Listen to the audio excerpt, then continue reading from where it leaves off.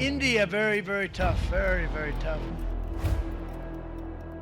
They charge us 52%. You're not treating us right. When Donald Trump hit Indian goods with 26% tariff, it wasn't just bluster. It was a message. India has some of the highest tariffs in the world. But instead of building strength, are these trade walls actually holding us back? As factories shift to Vietnam, China opens up, and supply chains globalize, India is missing the bus. Could cutting tariffs, once seen as a threat, actually be our biggest opportunity? The world is changing. Will India take the lead? Watch the full story, how tariffs may be hurting India more than helping.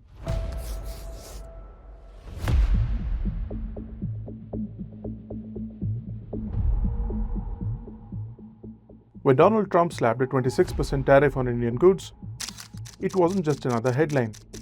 It was a warning shot. Although he has put a brief pause on his ambitious tariff, the base 10% still applies. And uncertainty lingers. India has long relied on high tariffs to protect its industries. But now the world is retaliating. What happens when the very walls we built to protect ourselves become cages that limit our growth? Today, we unpack a counterintuitive idea. Could cutting tariffs actually make India stronger? India is one of the most protectionist economies among major players, the US Trade Representative says. Its average tariff is around 15%. And in some sectors, like automobiles, electronics, and agriculture, it's as high as 60 to 100%. Since 2014, India has raised custom duties on over 3,200 product lines, reversing 2 decades of gradual liberalization. Many argue India's tariff strategy is based on protecting jobs and nurturing domestic industry. What really drives India's tariff policy, economic strategy, or domestic politics? I would say it's generally economic policy. And there is always a certain degree, I mean, it has to be politically popular and so on. I would argue that what the US is doing just now is overwhelmingly political. So that's much more politics driven. I think our policies have tended to be more economically rational. Having said that, there is a strong and always has been a strong protectionist interest in our trade policy, running back over many decades. From 1991 onwards, we moved away from that policy. But from 2017, we've seen us become increasingly protectionist, at least until about 2022, for those 5 years. I think it has been largely domestic politics with a dose of ideology. So it comes in 2 parts. One is that every single company, every single industry wants a tariff for itself.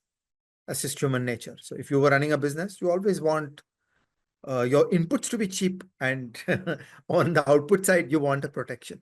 Okay. So if I am buying steel and I'm making ball bearings, then I want a tariff on ball bearings, but I want free trade for steel. Okay. So this is one part.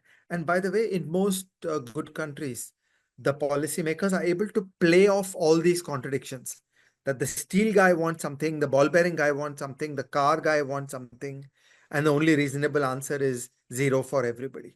Okay, so this is the opportunity of why reform is actually possible.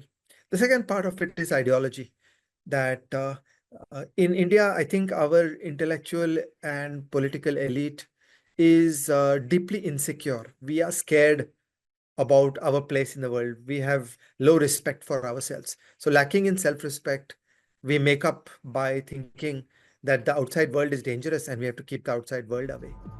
The logic behind high tariffs isn't new.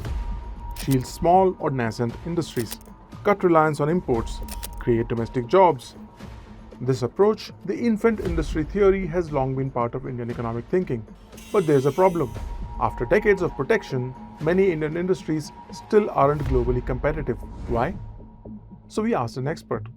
After decades of protection, why aren't Indian industries globally competitive? Maybe firms, some wise firms, choose to be competitive, but the great bulk of firms have competitiveness thrust on them. So in a sense, you can't wait for firms to say, I'm competitive, now remove tariffs. In a sense, one has to remove the tariffs before the firms say that they're ready to compete. And I think what we've seen since 1991 is that when tariffs have come down, Indian industry has actually done quite okay. I think where there is a basic principle in economics, which says that a tariff or a tax on imports is actually a tax on exports. There's lots of economic analysis that shows that one is the other side of the same coin. And as a result, we struggle to be competitive in exports, and we need then protection to even be successful in the domestic market. So it just makes sense to have a lower tariff approach. No one says that you do it all of a sudden, but we have much higher tariffs than we should have. It's not true that India does not have competitive industries. Okay, India today is a serious big exporter. Now you have to see that Ricardian trade theory does not promise that every country will make everything. In fact, Ricardian trade theory says that every country will specialize, that we will do some things that we are good at and we will import other things. So for example, one of the clearest kinds of specialization that we have seen in India is that in India, we make software and we buy hardware. Okay, all the chips, all the CPUs, all the hard disks are imported, and we make software and we export software. We're super successful exporting software. We raise money, we obtain revenues by exporting software. We obtain hard currency revenues by exporting software, and we use that hard currency revenue to import the hardware. Okay, and so on. So it's not true that India has failed in exporting. Okay, the numbers are decent. So there is a jam, which is the latest 10 years. In the latest 10 years, manufacturing exports has not grown. In the latest 10 years, services exports has grown, and they should always be taken together. There is nothing special differentiating manufacturing and services. Export is export. We're here to make money. Okay, so it is a very silly distinction that somehow manufacturing is good and special and important. High tariffs don't just protect industry, they hurt consumers. Imagine walking into a Mumbai electronics store. That smartphone you want, it is 10,000 rupees more expensive than in Singapore. Not because it's better, but because it's taxed. It also affects manufacturers. Firms shielded by high tariffs lack the pressure to innovate or scale. Protected from foreign competition, many stay mediocre. Is there any credible evidence that protectionism has improved productivity in Indian industry? In some sectors where we claim to be competitive, but if we claim to be competitive, then we should not need the tariffs. So for example, we claim to be competitive in small cars. And we claim to be the world's best place to make small cars. If we're the world's best place to make small cars, why do we need protection? Why do we need protection for steel, which then, fosters inefficiency and uncompetitiveness throughout the engineering sector? Why do we need tariffs, on, for example, synthetic fiber and synthetic fabrics? Because again, that makes our synthetic garments less competitive. So there are many sectors like that which I think would benefit from a much more open trade policy.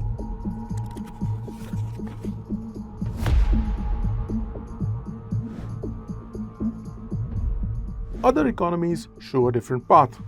South Korea and Taiwan protected early but pushed exports hard. Vietnam slashed tariffs after joining the WTO in 2007 and saw a manufacturing boom. China opened up gradually from the 1990s and drew massive foreign investment. India's approach? It raised tariffs while trying to promote manufacturing through Make in India. The result? Imports got costlier and Indian firms avoided global supply chains. In today's world, no country builds a product alone. Every iPhone is a team effort. Chips from Taiwan, screens from Korea, design from the US, and assembly in China. India, mostly absent. Why? High import duties on components raise input costs, pushing factories to friendlier countries. So are high tariffs on components and intermediates quietly killing India's Make in India dream? One man's component is another man's finished good. So you should just not go down that line of thought. That is something a component, is something not a component. It depends on who you ask. Okay, so if I'm making assembled electronic boards, then for me, a printed circuit board is an input. But if I'm making printed circuit boards, then for me, it's an output. Who's to tell? So it's a very dangerous instinct to try to pick winners. That printed circuit boards good or printed circuit boards bad. I will have a protection against this. I will not have a protection against that. These are very bad instincts, and we should keep away from all this. In economic theory, there are two beautiful propositions that I wish to persuade all our readers on. The first is that if you must have a tariff, it should be the same tariff on everything. Okay, so imagine if there is a 10% tariff on steel and no tariff on the ball bearings. Okay, that creates a huge discontinuity in the profitability of the steel industry. Okay, so you have to be very mindful of heterogeneity of tariffs between inputs and outputs.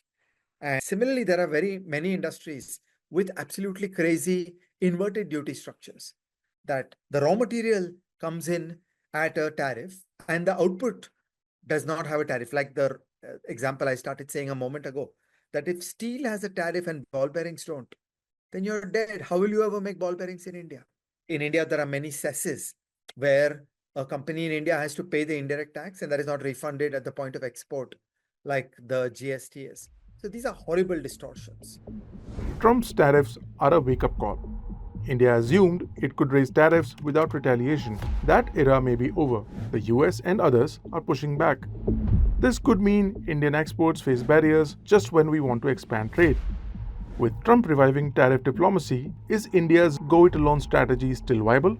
It's not a very wise strategy. And I think for a long time, Indian policymakers have been trying for more and better FTAs. So I don't want to sound overly critical here, that Indian policymakers have understood that the WTO is broken and that more trade is good for India's interests. And there has been a lot of work in trying to do FTAs. However, the intellectual horizons of those FTAs have been limited. I don't think people have given enough credit to the huge gains for India from this zero regime, where there will be no trade barriers at all. The second is that there has always been political economy. One industry after another, one company after another goes to the government and tries to say, you should have free trade in everything else, but on my product, you should have a tariff. Okay, this has been the problem in the past. And maybe we are now presented with an opportunity to make significant progress with big liberalizations. Here's the counterintuitive truth. Lowering tariffs may help Indian firms more than raising them. Cheaper inputs reduce production costs. Global competition forces innovation. Consumers benefit from better and cheaper goods. India becomes more attractive to investors. India's production-linked incentive scheme could work better with low tariffs by aligning with global value chains rather than shielding firms. Let's look at the potential benefits. Lower tariffs make raw materials and components cheaper, directly cutting costs for Indian manufacturers. That's a win for competitiveness at home and abroad. Cheaper inputs plus access to global tech equals stronger export potential. Sectors like electronics, pharma, auto components, and textiles could thrive, aligning perfectly with Make in India. Lower tariffs enable entry into global value chains, a must in today's interconnected world. That means more foreign investments, more technology transfer, and more specialization. With US-China trade tensions rising, India could replace China as a global supplier. But is India ready? Can Indian firms realistically replace China in global supply chains? Or is that just wishful thinking? The supply chains point is a different question. And the reason the supply chains point, I'd argue, is a different question is because as a country, we're not that integrated into some of the most interesting supply chains worldwide. Some of the most interesting supply chains, for example, are in electronics. And our presence in electronic hardware has been minimal for a very long time. Only in the last 2 or 3 years have we started to establish a bigger presence in at least final electronic assembly, starting with phones and so on. And I think as those supply chains deepen, as there is vertical integration that takes place and component suppliers and so on come up in the country, I think we'll start to see us become a more competitive player in electronic assembly. And then we have a chance of participating in global supply chains. But again, global supply chains are really the place where global supply chains operate is in Asia, right? By dropping out of RCEP, we've deprived ourselves of the ability to participate in some of the most attractive global supply chains in the world. And can we compete in global supply chains without being part of the primary Asian free trade area? Fine, we don't want RCEP. Let's join CPTPP, right? Because that also brings together many of the leading Asian economies. So let's join CPTPP and participate in that free trade area as a way of building our own competitiveness in supply chains for some of these more interesting value-added products. So electronics, consumer durables, the supply chains are all here. Garments and fabrics, the supply chains are a bit more, a little simpler perhaps. And there we have issues of scale and so on that we also need to address. Pharmaceuticals, we're probably already a decent player and participant in global supply chains.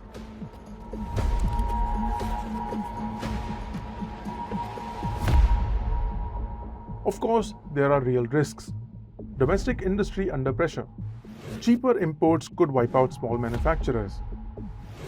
Agriculture, textiles, and low-end industries could see job losses. More imports equals more dependency. Critical sectors like defense equipment or pharmaceuticals could become vulnerable. Tariff cuts alone won't be enough. Poor logistics, land hurdles, red tape, and power costs still cripple competitiveness. Lowering our tariffs may not stop others from hitting back. Trump's America might still impose duties, squeezing our exporters.